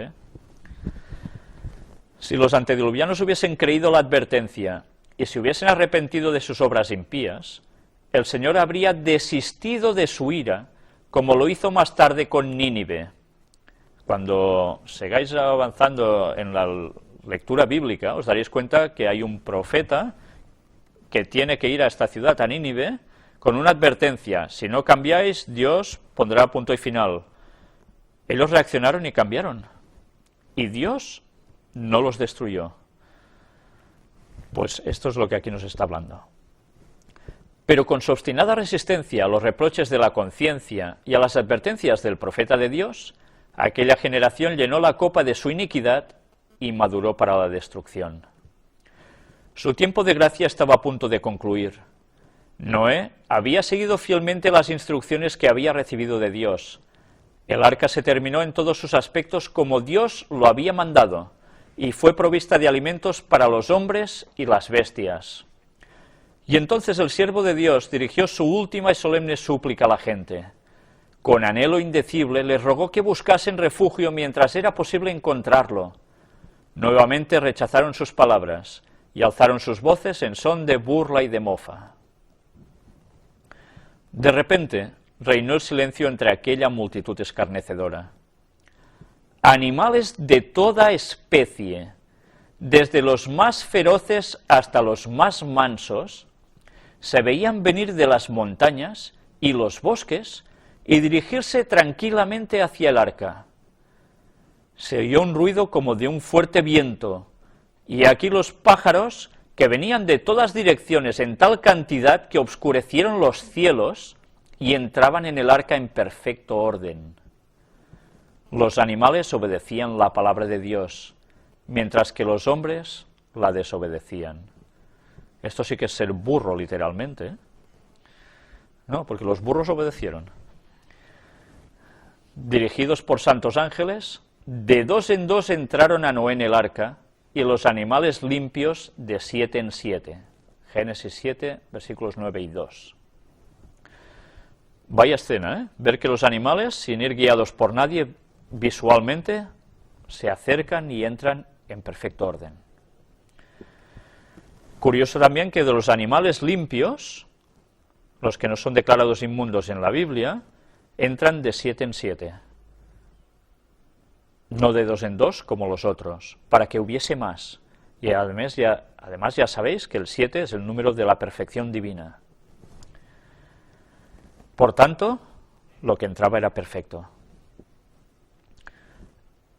Y lo que saldría de allí sería perfecto. El mundo miraba maravillado, algunos hasta con temor. Llamaron a los filósofos para que explicasen aquel singular suceso, pero fue en vano. Ya había filósofos entonces, ¿eh?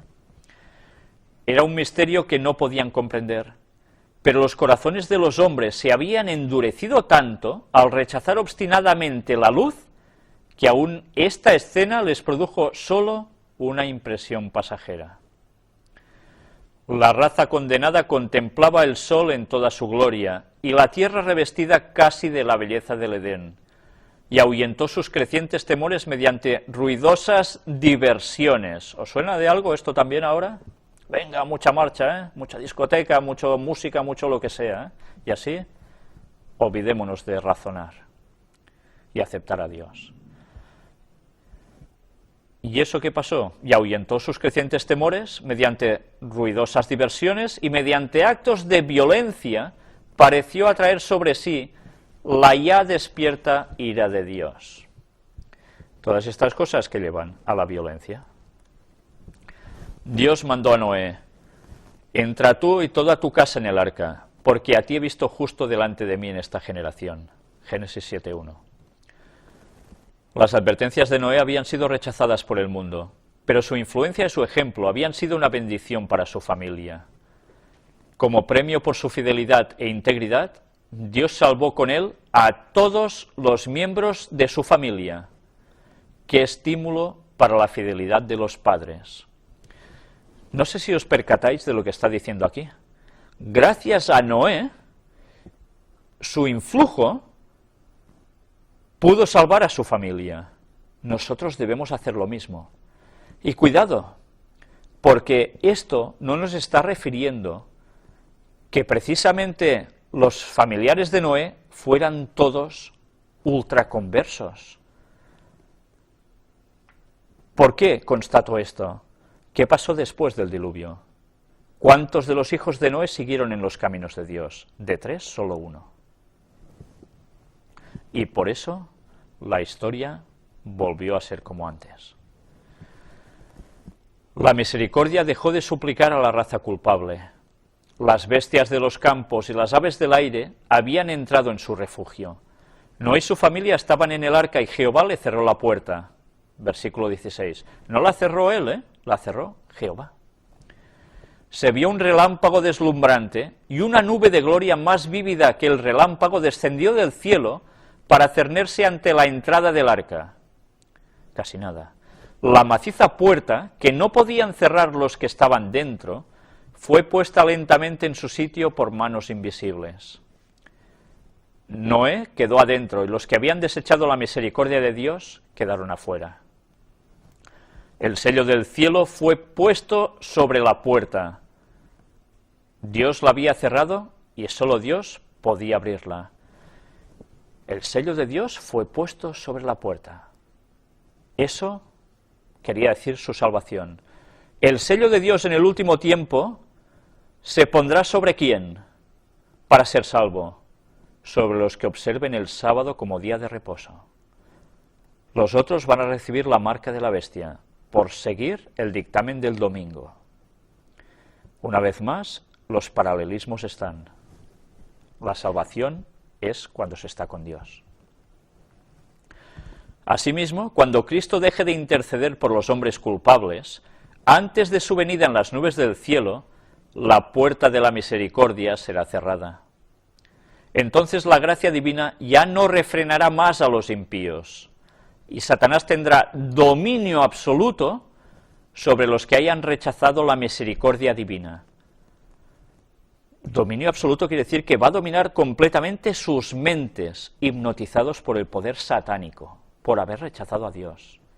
Van a ser todo menos humanos de verdad, se volverán como demonios. Pugnarán ellos por destruir al pueblo de Dios, pero así como Noé fue guardado en el arca, los justos serán escudados por el poder divino. Esta es una gran promesa. Durante 7 días después que Noé y su familia hubieron entrado en el arca, no aparecieron señales de la inminente tempestad. No sé si veis la situación. 7 días desde que se cierra la puerta y Noé queda dentro. Y los otros, ¿pero qué hacen? Uy, ¿están cerrados dentro? Bueno, a ver si pasa enseguida esto que él decía. Pero claro, empiezan a pasar los días. La mofa irían creciendo. El pitorreo sería absoluto. Su prueba de fe iba a ser total. Podían haber llegado a dudar incluso. Pero no lo hicieron. Permaneció allí. Curiosamente, una vez más, ¿cuántos días? 7. El 7 siempre presente cuando son cosas de Dios. Durante ese tiempo se probó su fe. Fue un momento de triunfo para el mundo exterior.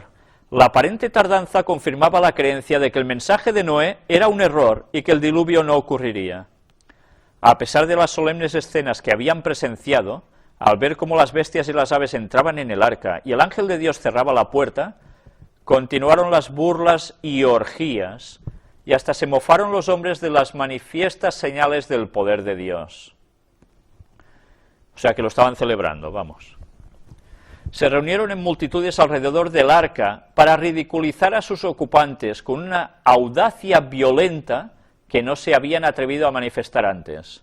No sé, yo me imagino qué harían aparte de todo lo que aquí nos explicaba. Pues lógicamente si había una audacia violenta, algo deberían arremeter contra el arca, ¿no? Menos mal que estaba construida de lo que estaba construida, que si no. Pero al 8º día, obscuros nubarrones cubrieron los cielos, y comenzó el estallido de los truenos y el centellear de los relámpagos. Pronto grandes gotas de agua comenzaron a caer. Nunca había presenciado el mundo cosa semejante, y el temor se apoderó del corazón de los hombres. Todos se preguntaban secretamente, ¿será posible que Noé tuviera razón y que el mundo se halle condenado a la destrucción? Pero se lo preguntaban secretamente, ¿eh? Ni querer reconocerlo aún querían. El cielo se oscurecía cada vez más, y la lluvia caía más aprisa. Las bestias rondaban presas de terror, y sus discordantes aullidos parecían lamentar su propio destino y la suerte del hombre. Entonces fueron rotas todas las fuentes del grande abismo, y las cataratas de los cielos fueron abiertas. Versículo 11. Y esto es lo que explicamos en la conferencia anterior. ¿Qué sucedió? El agua se veía caer de las nubes cual enormes cataratas. Los ríos se salieron de madre, inundaron los valles.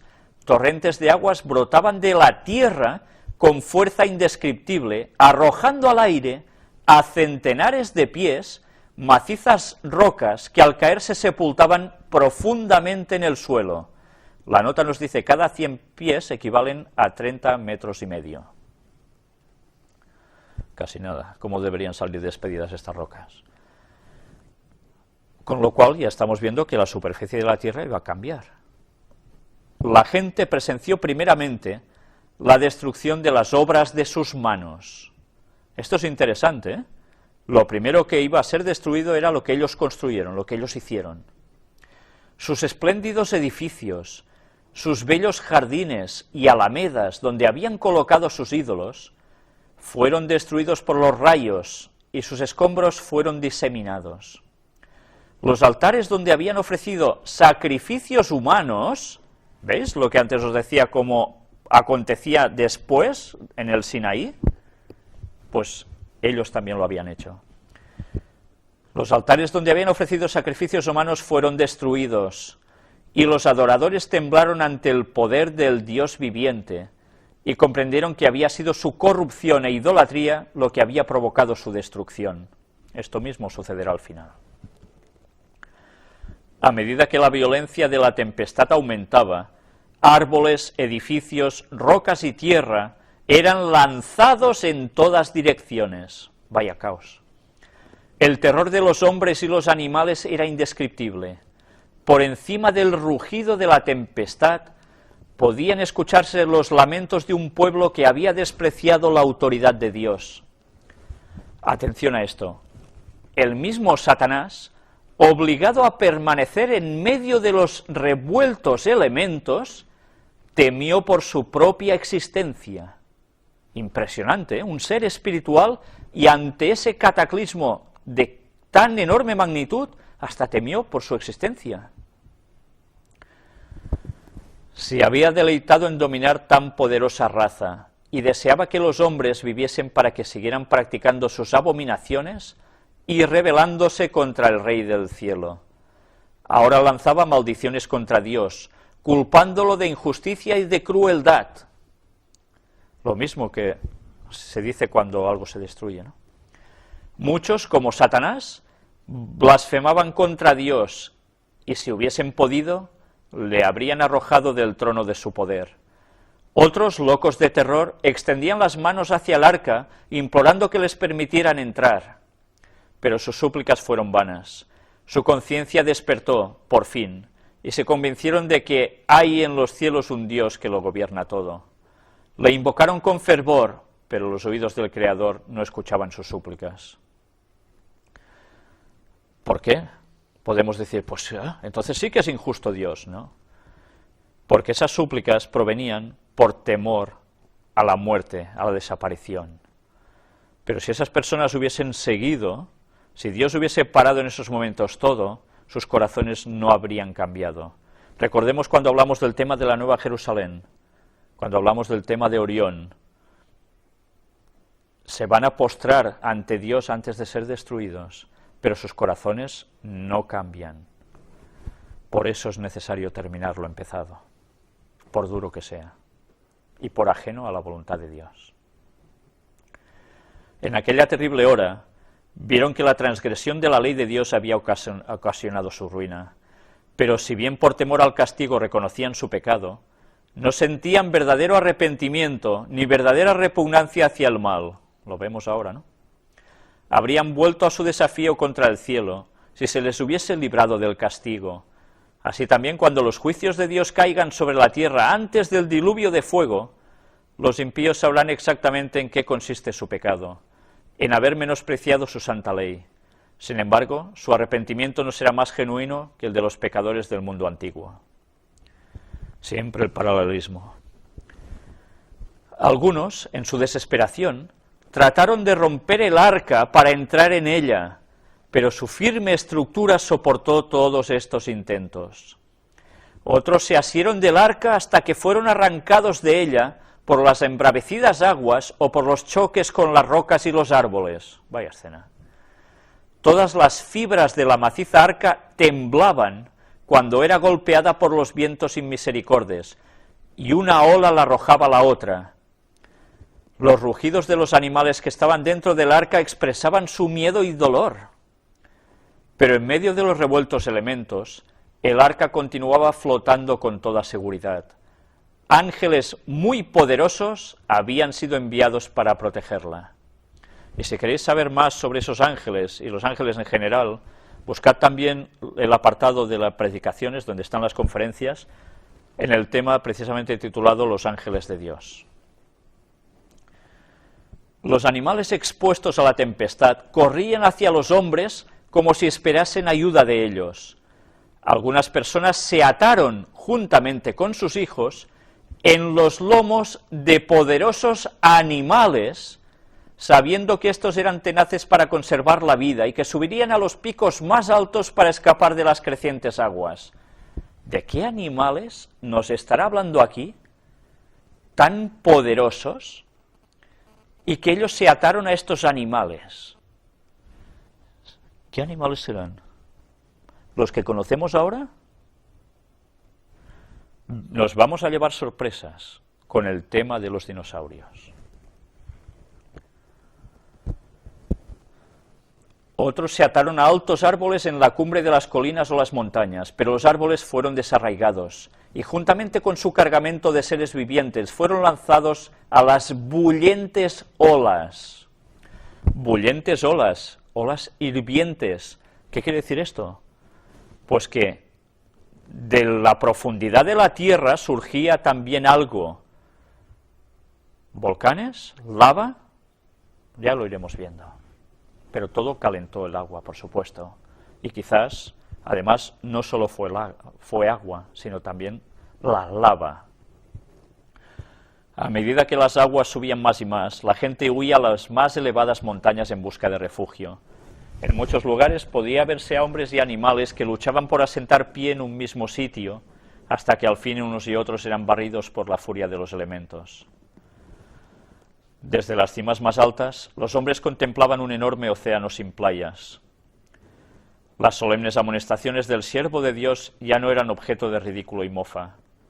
Cuánto habrían deseado estos pecadores condenados a morir que se les volviera a deparar la oportunidad que habían menospreciado. Cómo imploraban que se les diera una hora más de gracia, otra manifestación de misericordia, otra invitación de labios de Noé.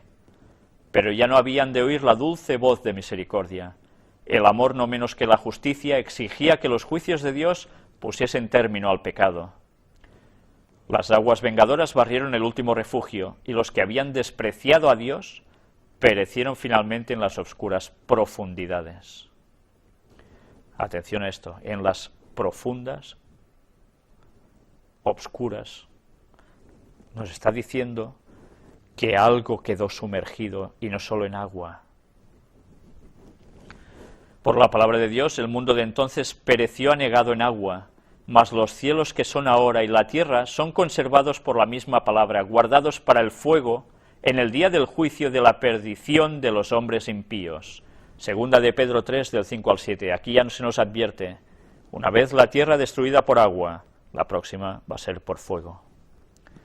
Otra tempestad se aproxima ahora.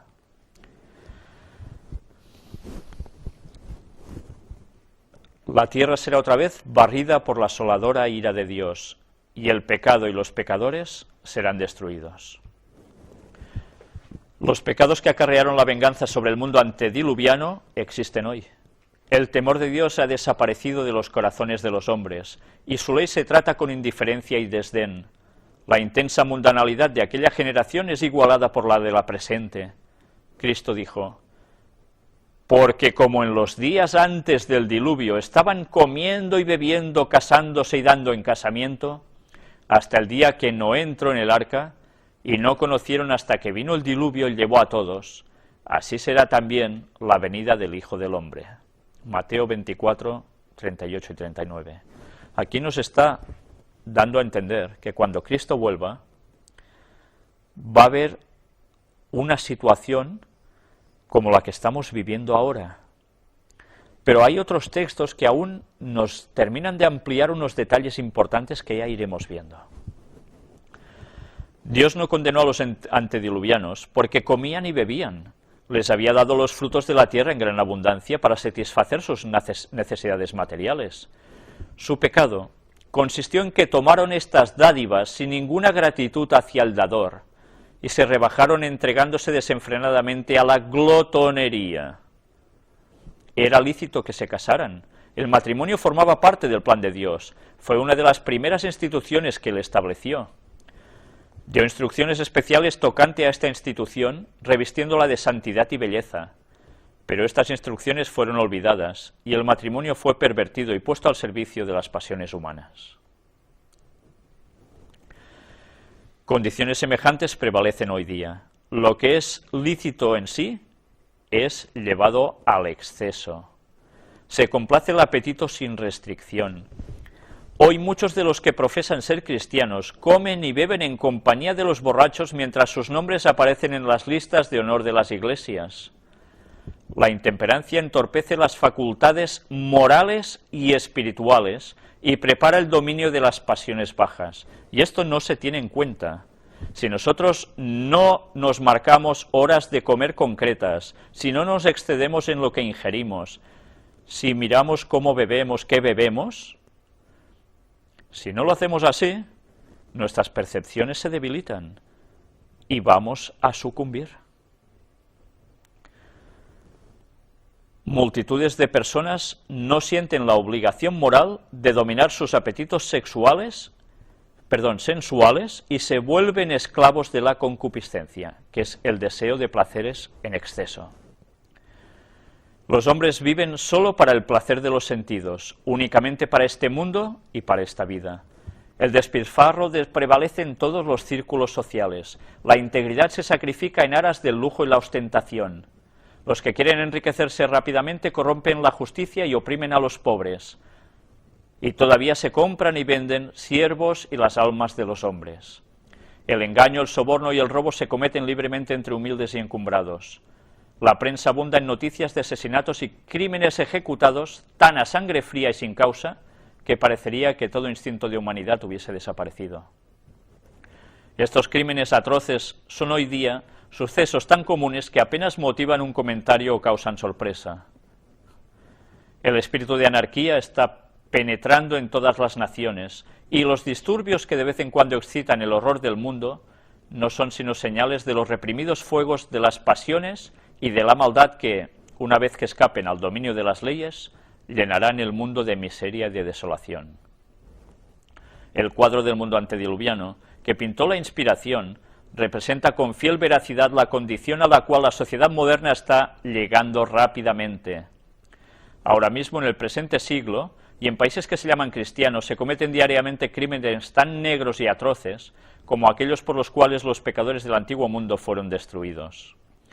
Antes del diluvio, Dios mandó a Noé que diese aviso al mundo para que los hombres fuesen llevados al arrepentimiento y para que así escapasen a la destrucción.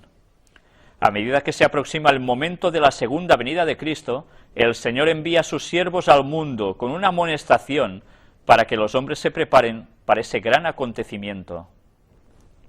Multitudes de personas han vivido violando la ley de Dios y ahora, con toda misericordia, las llama para que obedezcan sus sagrados preceptos.